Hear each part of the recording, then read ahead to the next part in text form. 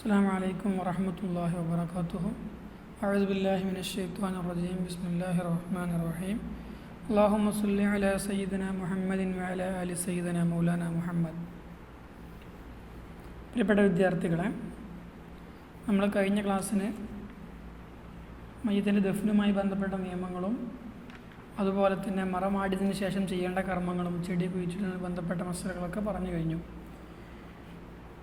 ഇന്ന് നമുക്ക് പറയാനുള്ളത് ഖബറിൻ്റെ മേൽ എടുപ്പുണ്ടാക്കുക, കുബ്ബ ഉണ്ടാക്കുക, അല്ലെങ്കിൽ ഖബർ കെട്ടിപ്പൊക്കി ഉണ്ടാക്കുക, അതുമായി ബന്ധപ്പെട്ട മസലകളാണ്. ഇപ്പോൾ രണ്ട് നിലക്കുള്ള ബിനാ ഉണ്ടാകും. ഒന്ന്, ഖബറിൻ്റെ താഴ്ഭാഗം മുതൽ നമ്മളെന്ത് ചെയ്യുക, സിമെൻ്റൊക്കെ ഇട്ട് തേച്ച് വൃത്തിയാക്കിയിട്ടുണ്ടെങ്കിൽ, നിങ്ങൾ ക്രിസ്ത്യൻസിൻ്റെ ഒക്കെ ഖബർ കണ്ടിട്ടില്ല, അവരുടെയൊക്കെ ശവക്കല്ലറകൾ കണ്ടിട്ടുണ്ടാവുമല്ലോ. അടിയിൽ നിന്ന് സിമെൻ്റൊക്കെ ഇട്ട് തേച്ച് നല്ല ടൈൽസൊക്കെ ഒട്ടിച്ച് ശവക്കല്ലറ എന്നാണ് അവർ പറയാറുള്ളത്. അതൊരു രീതി. പിന്നെ ഖബറിൻ്റെ മുകളിൽ വജ്ഹുൽ അർളിൽ നിന്ന് കെട്ടിപ്പൊക്കി ഉണ്ടാക്കുക.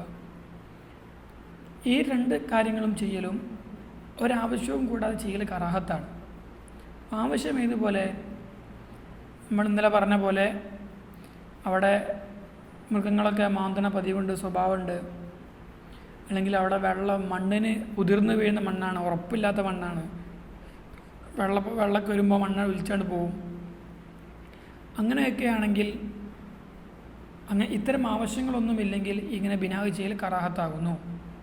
എങ്ങനെയാണെങ്കിൽ ഇങ്ങനെ ബിനാവ് ചെയ്യുന്ന ഭൂമി ഇവൻ്റെ സ്വന്തം ഉടമസ്ഥാവകാശത്തിലുള്ള ഭൂമിയാണെങ്കിൽ, അതല്ല മേൽ പറഞ്ഞ ആവശ്യമൊന്നുമില്ല, മുസ്ലിങ്ങളെല്ലാവരും പൊതുവായിട്ട് മറപാടപ്പെടുന്ന ഭൂമിയിലാണ് മറമാടുന്നതെങ്കിൽ, അല്ലെങ്കിൽ മറമാടാൻ വേണ്ടി മൗക്കൂഫായ ഭൂമിയിലാണ് ഈ പറഞ്ഞ രീതിയിൽ ബിനാവ് ചെയ്യുന്നതെങ്കിൽ അത് ഹറാമാണ്. അത് നിർബന്ധമായിട്ടും ഖാളി പൊളിച്ചു മാറ്റണം. കാരണം എന്താണ്, കുറേ കഴിഞ്ഞ് അതിൽ കിടക്കുന്ന മയ്യിത്ത് ഉരുമ്പിപ്പോവും. മയ്യിത്ത് ഉരുമ്പിപ്പോയിക്കാണെങ്കിൽ പിന്നെ നമ്മൾ ഇന്നലെ പറഞ്ഞു അവിടെ വേറെ വേറെ ആളെ മറമാടാൻ പറ്റുമെന്നാണ് മസല. അപ്പോൾ സ്വാഭാവികമായിട്ട് ഇങ്ങനെ ഒരു എടുപ്പുണ്ടാക്കി കഴിഞ്ഞാൽ പിന്നെ അത് ബാക്കിയുള്ളവർക്കൊക്കെ പ്രയാസമാണ്. കാരണം അത് പൊളിച്ച് മാറ്റൽ തുടങ്ങിയ കാര്യങ്ങളൊക്കെ പൊളിക്കേണ്ടി വരും. ഞാൻ സ്ഥലം നമുക്ക് മിസ്സാവുകയാണ്. അപ്പോൾ അങ്ങനത്തെ ഒരുപാട് പ്രശ്നങ്ങൾ അതിലുണ്ട്, തവീക്ക് അതിലുണ്ട്. അതുകൊണ്ട് എന്ത് ചെയ്യണം, അങ്ങനെ ചെയ്യൽ അത് നിർബന്ധമായിട്ടും പൊളിച്ച് കളയണം എന്നാണ് മസല. ഇങ്ങനെ പൊളിച്ച് കളഞ്ഞിക്കാണെങ്കിൽ ആ കല്ലും മണ്ണൊക്കെ എന്ത് ചെയ്യണം, ആ കല്ലൊക്കെ എന്ത് ചെയ്യണം, അതിൻ്റെ അഹലുകാർ ആരാണ്, ആ മയ്യത്തിൻ്റെ അഹലുകാരെന്ന് അറിയുകയാണെങ്കിൽ കല്ലൊക്കെ തിരിച്ചു കൊടുക്കണം. അല്ലെങ്കിലോ മാലും ലോയായിട്ട് പരിഗണിക്കപ്പെടണം. സാധാരണ ഒരു സാധനം മാലും ലോയായി കിട്ടിക്കുകയാണെങ്കിൽ ഒരു നഷ്ടപ്പെട്ട മുതൽ നഷ്ടപ്പെട്ടാൽ ഒരു വീണ് കിട്ടിയ പൈസ കിട്ടി എന്ത് ചെയ്യണം, അതിൻ്റെ മസലയിലേക്ക് ഇതും മാറും. അതുപോലെ തന്നെ ആവശ്യം കൂടാതെ ഖബറിന് മുകളിൽ ചവിട്ടൽ കറാഹത്താണ്. ആവശ്യം ഉണ്ടെങ്കിൽ കുഴപ്പമില്ല. ഇപ്പോൾ നമ്മൾ സിയാറത്ത് ചെയ്യാൻ പോവാണ്, നമ്മൾ സിയാറത്ത് നമ്മൾ കുടുംബക്കാരനല്ലേ, ഇതൊരു മയ്യത്തിനെ സിയാറത്ത് ചെയ്യാൻ വേണ്ടി പോവുകയാണ്, അവൻ്റെ ഫ്രണ്ടോ ഞാനെങ്കിലും ഒരാൾ സിയാറത്ത് ചെയ്യാൻ വേണ്ടി പോവുകയാണ്. അപ്പോൾ ആ സിയാറത്ത് ചെയ്യാൻ ഇവന് ഉദ്ദേശിക്കുന്ന ഖബറിലേക്ക് എത്തണമെങ്കിൽ 1-2 ഖബർ ചവിട്ടേണ്ടി വരും. അപ്പോൾ കുഴപ്പമില്ല. അങ്ങനെ ആവശ്യങ്ങളൊന്നുമില്ലെങ്കിൽ എന്താകുന്നു, ചവിട്ടൽ കറാഹത്താകുന്നു. അതുപോലെ തന്നെ മയ്യത്തിനെ നമ്മൾ കുളിപ്പിക്കാതെയാണ് മറമാടിയതെന്ന് ബോധ്യപ്പെട്ടാൽ നിർബന്ധമായിട്ടും ഖബർ മാന്തിയിട്ട് മയ്യത്തിനെ എടുക്കണം, എന്നിട്ട് കുളിപ്പിക്കണം. പിന്നെ ആ മയ്യത്താകെ ചീഞ്ഞ് ഇതായിട്ടുണ്ട്, അങ്ങനെ എടുക്കാൻ പറ്റാത്ത അവസരമാണെങ്കിൽ പിന്നെ ചർച്ച ചെയ്യേണ്ട ആവശ്യമില്ല. അപ്പോൾ ഇതൊക്കെയാണ് പറയാനുള്ളത്. കിതാബിലേക്ക് നോക്കുക. അപ്പോൾ കുരിഹ ബിനാ ഉല്ലഹു ഐലിൽ ഖബരി, ഖബറിന് വേണ്ടി ബിനാ ഉണ്ടാക്കൽ, കെട്ടി എടുപ്പുണ്ടാക്കൽ കറാഹത്താകുന്നു എന്ന് പറഞ്ഞാൽ ആദ്യം പറഞ്ഞ രൂപം അടിയിൽ നിന്നേ സിമെൻ്റൊക്കെ ഇട്ട് തേച്ച് വരിക. ഔ അല്ലെങ്കിൽ ഖബറിന് മുകളിൽ കെട്ടിപ്പൊക്കി ഉണ്ടാക്കൽ കറാഹത്താകുന്നു. എന്തുകൊണ്ട്? ലിസിഹത്തി നെഹി അനുഹു, അതിനെ തൊട്ട് അങ്ങനെ ചെയ്യരുത് എന്ന് നെഹിയ സ്വഹി ആയി ഹദീസിൽ വന്നതിന് വേണ്ടി, ബിലാ ഹാജത്തിനൊരാവശ്യവും കൂടാതെ.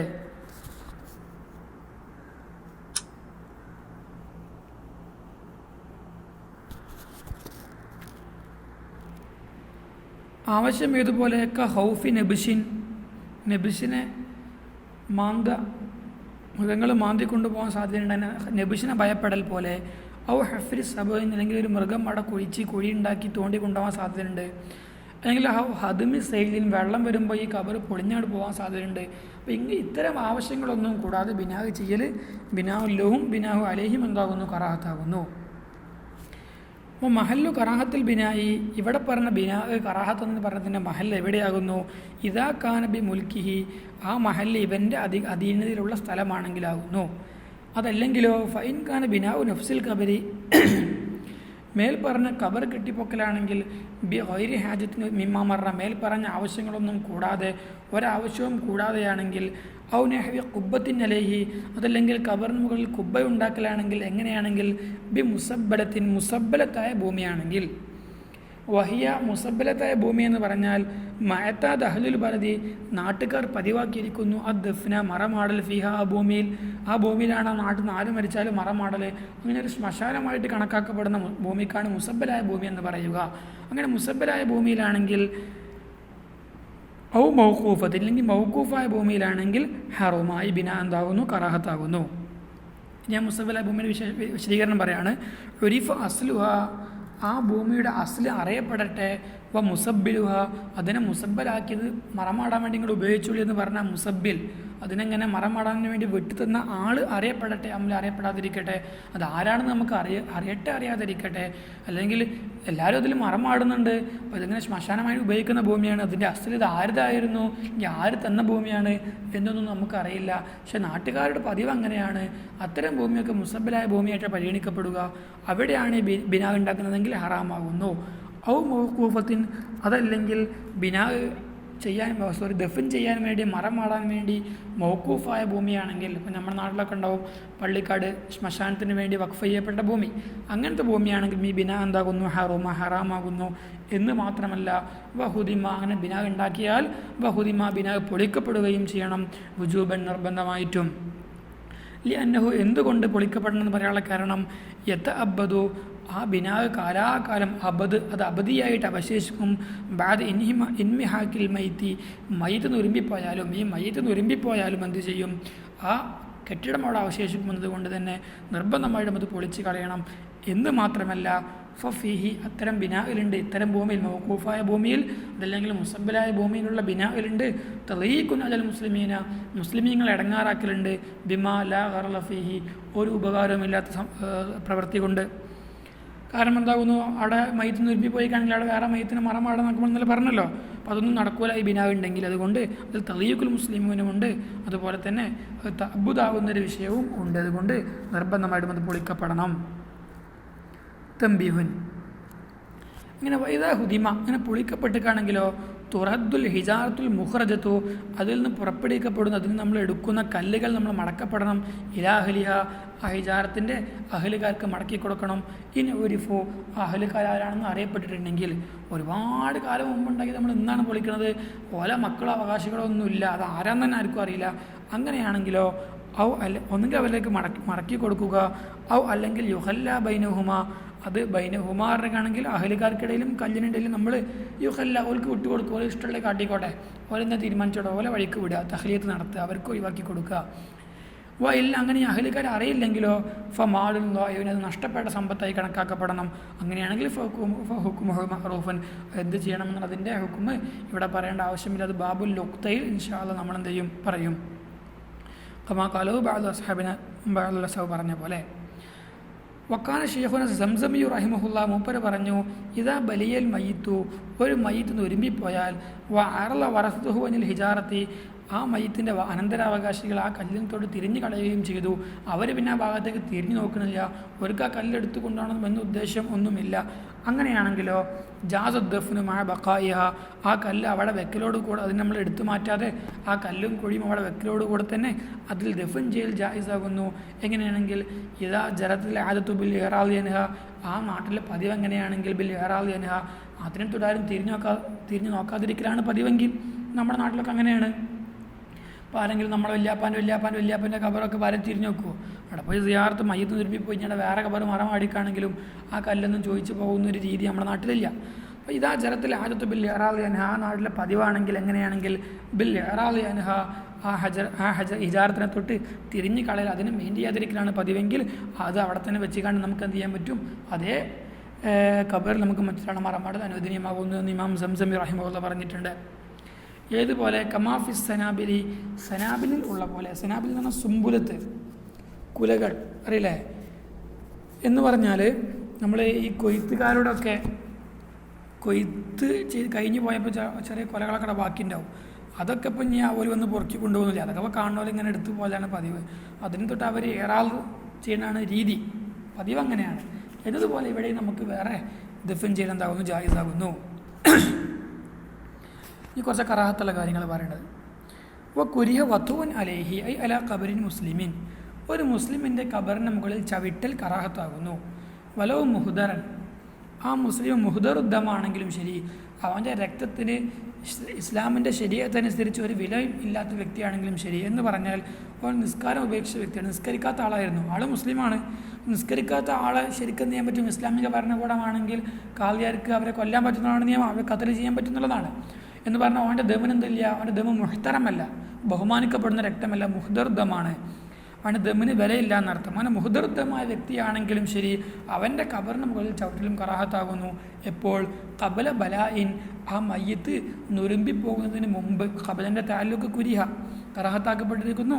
ഖബല ബലായിൻ, ബലായിൻ്റെ മുമ്പിൽ ചവിട്ടൽ കറാഹത്താക്കപ്പെട്ടിരിക്കുന്നു. ഇല്ലാ ലറൂറത്തിൻ, ആവശ്യങ്ങൾക്ക് വേണ്ടിയല്ലാതെ, ലറൂറത്തിന് വേണ്ടിയല്ലാതെ. ലറൂറത്ത് ഏതുപോലെ? കല്ലം യസല്ലി ഖബരി മൈത്തിഹി, ഇവൻ്റെ മയ്യത്തിൻ്റെ ഖബറിലേക്ക് എത്താൻ സാധിക്കുകയില്ല ബിദൂനിഹി, ആ വത്ത് കൂടാതെ. ഇവൻ്റെ മയ്യത്തിലേക്ക് നടന്നു പോകണമെങ്കിൽ അതിന് മുമ്പുള്ള 2 ഖബർ ചവിട്ടേണ്ടി വരും. അങ്ങനെയാണെങ്കിൽ പ്രശ്നമില്ല. അവക്കത് അപ്രകാരം തന്നെ ഒരു ലറൂറത്താകുന്നു. മാ യുരീദു സിയാറത്തുഹു, ഇവൻ സിയാറത്ത് ചെയ്യാൻ ഉദ്ദേശിക്കുന്ന ഖബറിലേക്ക് എത്താൻ സാധിക്കുകയില്ല കുറച്ച് ഖബർ ചവിട്ടി കടന്നിട്ടല്ലാതെ. വലവ് ഗൈറ കരീബിൻ, ഇവൻ സിയാർത്ത് ഉദ്ദേശിക്കുന്ന ഖബറാണെങ്കിലും ശരി, ഗൈറ കരീബിൻ, ഇവൻ്റെ കുടുംബക്കാരൻ്റെ ഖബറൊന്നുമല്ല, ഏതോ ഒരാളുടെ ഖബറാണ്, ഇവൻ്റെ ഏതോ സുഹൃത്തിൻ്റെ ഖബറാണ്, ഇവൻ്റെ ബന്ധുവൊന്നുമല്ല, ബന്ധമൊന്നും അല്ലെങ്കിലും ശരി. ജസ്മു ഷർഹി മുസ്ലിമീൻ കാഹരീന ബിഹുർമത്തിൽ ഖുഊദി അലൈഹി വൽ വത്ഇ ലിഖബറിൻ ഫീഹി യറുദ്ദുഹു അന്നൽ മുറാദ ബിൽ ജുലൂസി അലൈഹി ജുലൂസുഹു ലിഖളാഇൽ ഹജതി. അപ്പോൾ ഇമാം നബി റഹ്മത്തുള്ളാഹിയുടെ ഷർഹ് മുസ്ലിമിലും അതുപോലെ തന്നെ മറ്റു ചില പണ്ഡിതന്മാർക്ക് പറഞ്ഞിട്ടുണ്ട് ഖബറിന് മുകളിൽ ഇരിക്കലും ഖബറിൽ ചവിട്ടലും ഹറാമാണെന്ന് പറഞ്ഞിട്ടുണ്ട്. നമ്മളിവിടെ കറാഹത്ത് എന്നല്ല പറഞ്ഞത്, ഹറാമാണെന്ന് പറഞ്ഞിട്ടുണ്ട്. ആ കൗലിനെ നമ്മൾ എങ്ങോട്ട് ഹംല് ചെയ്യണം? അവിടെ പറഞ്ഞ ഇരുത്തം എന്തിനു വേണ്ടിയുള്ള ഇരുത്തമാക്കുന്നു? ഖളാഉൽ ഹജത്ത് നടത്താൻ വേണ്ടി ഇരിക്കുക. എനിക്ക് മലമൂത്ര വിസർജനത്തിൽ നിന്ന് മുട്ടിപ്പോൾ ഖബറിൻ്റെ പുറത്ത് പോയി കാര്യം സാധിക്കുക, ആ ഖുഊദാണ് ഹറാമ് എന്ന് ഇവർ പറഞ്ഞ കൗലിനുള്ള ഉദ്ദേശം ആ ഖുഊദാണ് നമ്മൾ എന്ത് ചെയ്യണം? ഹംല് ചെയ്യണം. അപ്പോൾ ജസ്മു ഷർഹി മുസ്ലിം, ഷർഹി മുസ്ലിമിൽ ഉറപ്പിച്ച് പറഞ്ഞ വിഷയം ഏതുപോലെ ആഹ്റിന് മറ്റു പണ്ഡിതന്മാരെ പോലെ എന്തുകൊണ്ട് ജസ്മു ചെയ്ത് പറഞ്ഞു?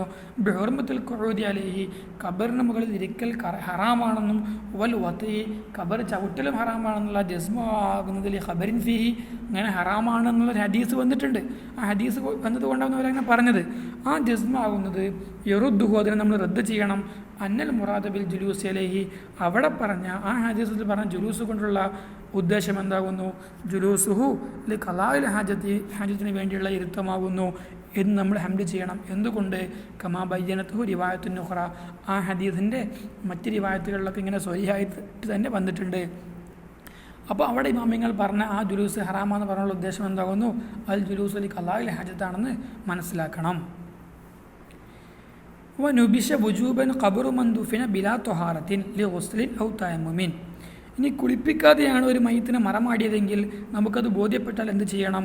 നിർബന്ധമായിട്ടും ഖബർ മാന്തുകയും മാന്തി മയ്യത്തിനെ പുറത്തേക്ക് എടുത്തിട്ട് കുളിപ്പിക്കുകയും വേണം. വനുബിഷ വുജൂബൻ, നിർബന്ധമായിട്ടും നബിസ് ചെയ്യപ്പെടണം ഖബറു മൻ, ഒരു വ്യക്തിയുടെ ഖബർ ദുഫിന, അവൻ ദഫൻ ചെയ്യപ്പെട്ടിരിക്കുന്നു ബിലാ ത്വഹാറത്തിൻ, ത്വഹാറത്ത് കൂടാതെയാണെങ്കിൽ അങ്ങനത്തെ ഖബർ നബിസ് ചെയ്യപ്പെടണം. എന്തിനു വേണ്ടി? ലി ഗുസ്ലൈൻ, ആ മയ്യത്തിനെ കുളിപ്പിക്കാൻ വേണ്ടി, അതല്ലെങ്കിൽ കുളിപ്പിക്കൽ പ്രയാസമാണെങ്കിൽ ഔ തയമ്മുമിൻ, അല്ലെങ്കിൽ തയമ്മുമിന് വേണ്ടി. എങ്കിലും ഇൻ തഗയ്യറ, ആ മയ്യത്താകെ തഗയ്യുറായിട്ടുണ്ടെങ്കിൽ പകർച്ചയായിട്ടുണ്ടെങ്കിൽ, എങ്ങനെ? വലോബിൻ എത്തിനിൻ, ആകെ ചീഞ്ഞ് മണക്കുന്നുണ്ടെങ്കിൽ ഹറമ, നബിശീൽ എന്താകുന്നു?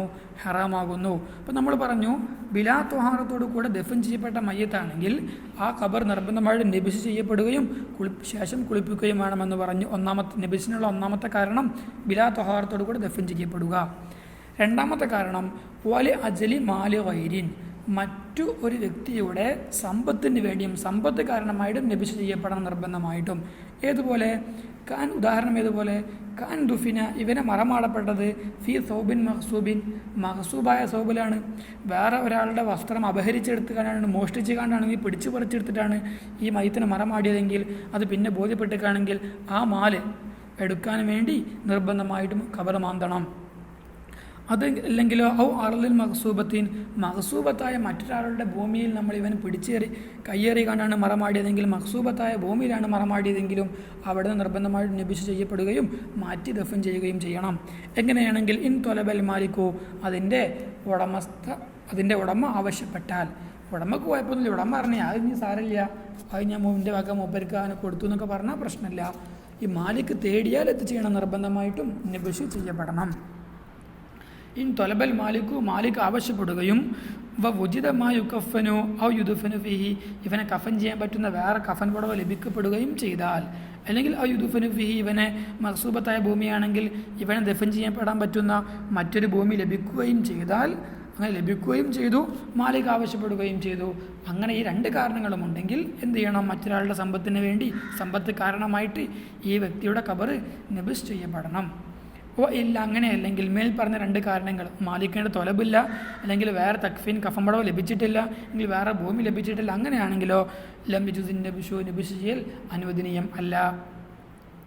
അതല്ലെങ്കിലോ ഇനി മൂന്നാമത്തെ കാരണം, സക്കത്ത ഫീഹി മുത്തമവ്വലിൻ, അല്ലെങ്കിൽ ഒരു വിലപിടിപ്പുള്ള സാധനം എന്ത് ചെയ്തു? ഖബറിൽ വീണുപോയി. മറമാടുന്ന സമയത്ത് ഒരാളെ കയ്യിൽ നിന്ന് ഓൻ്റെ ഒരു ഗോൾഡ് അല്ലെങ്കിൽ ഒരു ഫോണേക്ക് വീണുപോയി. വൈലം എത്തുലുബുഹു മാലിക്കുഹു, അതിൻ്റെ മാലിക് അതിനെ എടുത്തു തരാൻ ആവശ്യപ്പെട്ടിട്ടൊന്നുമില്ല, തേടിയിട്ടൊന്നും ഇല്ലെങ്കിലും ശരി, ഒരു മുത്തമ്മവരായ ഒരു വിലപിടിപ്പുള്ള സാധനം ഖബറിലേക്ക് വീണുപോയി അത് മറമാടിന് ശേഷമാണ് ഇവർക്ക് ബോധ്യപ്പെട്ടതെങ്കിൽ നിർബന്ധമായും വുജൂബ് നിൽക്കുന്നത് നബിസ് ചെയ്യപ്പെടണം. കാരണം അത് നബിസ് ചെയ്തിട്ടില്ലെങ്കിൽ അതിൽ ഇലാത്തുൽ മാലിഡ്, ആ മാലിനെ വെറുതെ എന്ത് ചെയ്യാണ്? നമ്മൾ നശിപ്പിക്കുകയാണ്. എന്നതുകൊണ്ട് തന്നെ അതെന്ത് ചെയ്യപ്പെടണം? നിർബന്ധമായിട്ടും നബിസ് ചെയ്യപ്പെടണം. ഇനി കഫൻ ചെയ്യാതെയാണ് മറമാടിന് സങ്കല്പിക്കുക. കഫൻ ചെയ്യാതെ മയ്യത്തിനെ എന്തായിട്ട് ഔറത്തൊന്നും മറക്കാതെ നേരിട്ട് മറമാടിക്കാണ്, അല്ലെങ്കിൽ നിസ്കരിക്കാതെയാണ് ദഫൻ ചെയ്ത്. അങ്ങനെയാണെങ്കിൽ നിസ്കാരത്തിന് വേണ്ടിയും തക്ഫീൻ ചെയ്യാൻ വേണ്ടിയും നബിസ് ചെയ്യപ്പെടാൻ പാടില്ല. മത്തനിൽ പറഞ്ഞു നുബിഷ ലി ഗുസ്ലിൻ, കുളിപ്പിക്കാൻ വേണ്ടി നബിസ് ചെയ്യപ്പെടണം. ലാ ലി തക്ഫീൻ, ലി തക്ഫീൻ ബന്ധം ലി ഗുസ്ലിമക്കിന് താലൂക്കട്ടോ. ലാലി തക്ഫീൻ, തക്ഫീൻ ചെയ്യാൻ വേണ്ടി കഫൻ ചെയ്യാൻ വേണ്ടി നബിസ് ചെയ്യൽ അനുവദനീയമല്ല. എങ്ങനെയാണെങ്കിൽ ഇൻ ദുഫിന ബിലാ കഫനിൻ, കഫൻ കൂടാതെയാണ്, കഫൻ ചെയ്യാതെയാണ് മറമാടപ്പെട്ടതെങ്കിൽ. കാരണം കഫൻ ചെയ്യാന്നുള്ളതുകൊണ്ട് ഉദ്ദേശം എന്താകുന്നു? സത്ർ എന്നുള്ളതാണ്, മയ്യത്തിൻ്റെ ഔറത്ത് മറക്കുക എന്നുള്ളതാണ്. അത് മണ്ണും കല്ലും വെച്ച് മൂടി തന്നെ എന്തായി? ഒന്നും മറഞ്ഞല്ലോ. അതുകൊണ്ട് ഇനി എന്ത് ചെയ്യരുത്? തന്നെ മറമാടം പറ്റും എന്നുള്ളത് വേറെ വിഷയം, നമ്മൾ കഴിഞ്ഞ ക്ലാസ്സിന് പറഞ്ഞു. മറമാടി കഴിഞ്ഞാൽ പിന്നെ എന്ത് ചെയ്യരുത്? നബിസ് ചെയ്യരുത്.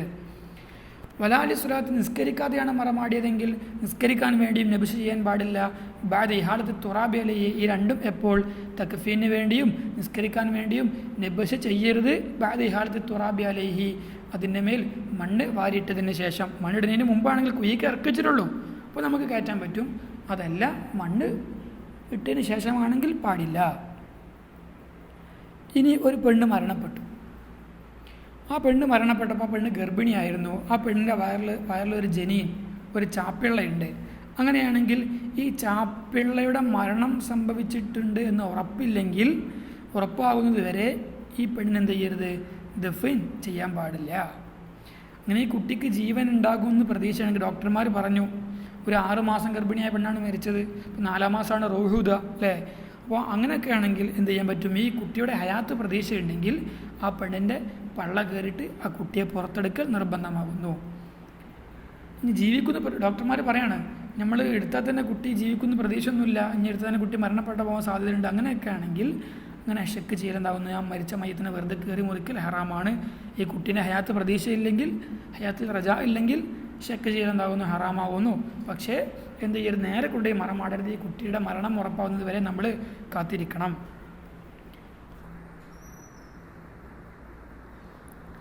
വലാ തുദുഫൻ ഇമ്രാത്തുൻ, ഒരു പെണ്ണ് മരണപ്പെട്ടൊരു സ്ത്രീയെ മറമാടരുത്. ഏതവസ്ഥയിൽ? ഫി ബത്തുനിഹ ജനീനുൻ, അവളുടെ പള്ളയിൽ ഒരു ചാപ്പിള്ളയുണ്ട്. ഹെത്ത, മറമാടാൻ പാടില്ല ഏതുവരെ? ഹെത്ത യുതഹഖഖ മൗതുഹു, ആ ജനീൻ മരണപ്പെട്ടു എന്ന് ഉറപ്പാവുന്നതിന് മുമ്പ് മറമാടരുത്. ഐ മൗതുഹു എന്ന ഐ അൽ ജനീനി, മൗത്തുൽ ജനീനി എന്നർത്ഥം. അങ്ങനെ യജിബു ഷഖ്ഖു ജൗഫിഹ, ആ പെണ്ണിൻ്റെ ഇമ്രാത്തിൻ്റെ ജൗഫ്, പള്ള കയറൽ നിർബന്ധമാകുന്നു. വൻ നബുസുലഹു, ആ ഷക്ക് മറമാടിയിട്ടുണ്ടെങ്കിൽ ഇങ്ങനെ കുട്ടിയെ പുറത്തെടുക്കാൻ വേണ്ടി, പള്ള കയറി കുട്ടിയെ പുറത്തെടുക്കാൻ വേണ്ടി അതിനെ നബുസ് ചെയ്യലും എന്താകുന്നു? നിർബന്ധമാകുന്നു. എങ്ങനെയാണെങ്കിൽ ഇൻ റുജിയ ഹയാത്തുഹു, ഈ ജനീൻ്റെ ജീവനിൽ പ്രതീക്ഷയുണ്ടെങ്കിൽ. എന്തുകൊണ്ട്? എങ്ങനെ പ്രതീക്ഷ ഉണ്ടാവല്? ബി ഖൗലിൽ ഖവാബിലി, ബി ഖൗലി എന്നുള്ള ബായുടെ താലൂക്ക് റുജിയ എന്ന ഫീലിലേക്ക്. ബി ഖൗലിൽ ഖവാബിലി, ഖവാബിൽ എന്ന് പറഞ്ഞിട്ടാണെങ്കിൽ ഈ പ്രസവ കാര്യങ്ങളൊക്കെ നോക്കുന്ന സ്ത്രീകൾ, ഈ പേറ്റിച്ചുകൾ എന്നൊക്കെ പറയാമല്ലോ, അതിനാണ് ഖാബിലത്ത് ഖവാബിൽ എന്ന് പറയാം. അപ്പോൾ അവരുടെ വാക്കനുസരിച്ച് എന്താണെങ്കിൽ ഈ ഹയാത്ത് പ്രതീക്ഷയുണ്ടെങ്കിൽ പ്രതീക്ഷ ഉണ്ടാവാനുള്ള കാരണം എന്താകുന്നു, ലി ബുലൂഹി ജനീൻ എത്തിയിട്ടുണ്ട്, ചിത്തത്തെ ഐശ്വര്യം ഫാക്സറ 6 അതിലധികമോ മാസം എത്തിയിട്ടുണ്ട്. 4 മാസമാണ് റൂഹുദ്. അപ്പോൾ 6 മാസം അതിലപ്പുറമൊക്കെ എത്തിയിട്ടുണ്ടെങ്കിൽ സ്വാഭാവികമായിട്ട് ഈ കുട്ടിയെ പുറത്തേക്ക് എടുത്താൽ തന്നെ കുട്ടി ജീവിക്കാൻ സാധ്യതയുണ്ട്.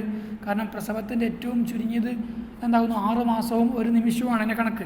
അപ്പോൾ 6 മാസം കഴിഞ്ഞിട്ടുണ്ടെങ്കിൽ, ഈ 6 മാസം തികഞ്ഞിട്ടുണ്ടെങ്കിൽ അവിടെ ഹയാത്തിന് പ്രതീക്ഷയുണ്ട്. അപ്പോൾ അങ്ങനെ ജീവിക്കാൻ സാധ്യതയുണ്ടെന്ന് ഡോക്ടർമാർ പറയുകയും ചെയ്താൽ അതിനു വേണ്ടി നബിസ് ചെയ്യലും ആ പെണ്ണിനെ ജൗഫ് കീറലും എന്താകുന്നു, നിർബന്ധമാകുന്നു. ഫഇല്ലം യുർജ ഹയാത്തുഹു, ആ കുട്ടിയുടെ ജനീനിൻ്റെ ഹയാത്തിൽ പ്രതീക്ഷയില്ലെങ്കിലോ ഹറുമ ഷഖു, ആ പെണ്ണിനെ വെറുതെ കീറി മുറിക്കൽ ഹറാമാകുന്നു. ലാക്കിൻ എങ്കിലും യു അഖറു ദഫ്നു, ദഫ്നിനെ പിന്തിപ്പിക്കപ്പെടണം.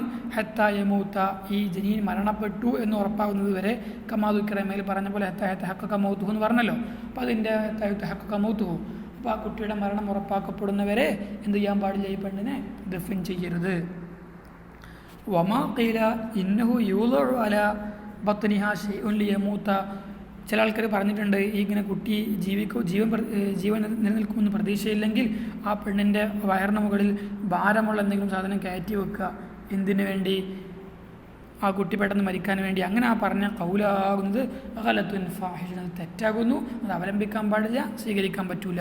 വമാഖീല, പറയപ്പെട്ട ഒന്ന് എന്ത്, ഇന്നഹു യൂളഉ അലാ ബത്നിഹ, നിശ്ചയമായിട്ടും ആ പെണ്ണിൻ്റെ ബത്നിൻ്റെ മുകളിൽ വെക്കപ്പെടണം. ഷൈഉൻ, ഭാരമുള്ള സാധനം വെക്കപ്പെടണം. എന്തിനു വേണ്ടി, ലിയമൂത്ത, കുട്ടി പെട്ടെന്ന് മരിക്കാൻ വേണ്ടി എന്നുള്ള ഖീലയാവുന്നത് ഗലത്തുൻ, തെറ്റാകുന്നു. ഫാഹിഷുൻ, അത് വളരെ മോശമാകുന്നു, സ്വീകാര്യോഗ്യമല്ല. ഇനി അടുത്ത് പറയണമെങ്കിൽ ഒരു സിക്കത്ത്, ഒരു ചാപ്പിള്ള, സിക്കത്ത് സുക്കത്ത് സക്കത്ത് തസ്ലീസായിട്ട് വായിക്കാം. ഒരു ചാപ്പിള്ള മരണപ്പെട്ട നമ്മളെ എന്ത് ചെയ്യണം?